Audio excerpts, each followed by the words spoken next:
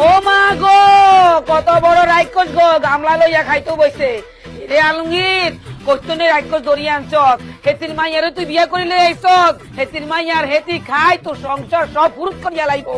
আম্মা গো, আমি অনানা বুঝতে হচ্ছি যে বরিশালের মাঝে কিনলেই এত সাগর নদী খাল বিল।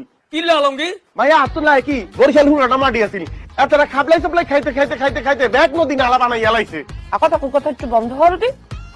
শাশুড়ি আম্মু, এই আমনে যাইয়া আমনে বল দেখিয়া ওই রাতে রান্নার আবার রান্না হরেন যাইয়া যান।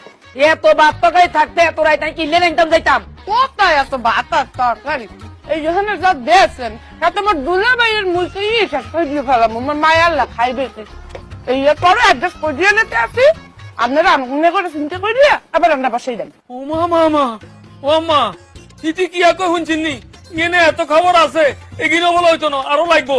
আম্মা তাড়াতাড়ি এই বাটিটা নিয়ে সরান না, সারা রাত আনার না খাই থাকতে হইব।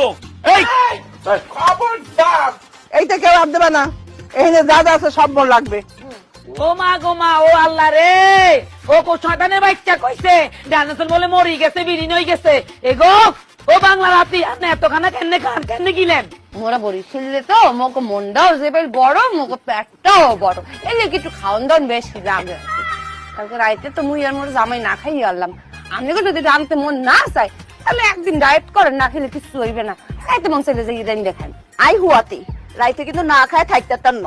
হ্যাঁ আয় হুয়াতি স্বামী, আমিও রাতের বেলা না খাই থাকতে পারি না। এ রে খোদার কাটা, তুই বইরে সুত কি লাইছে গাই? হ্যাঁ ধর টানিল, গামলা টানিল টানিল টানিল। ওমা ওমা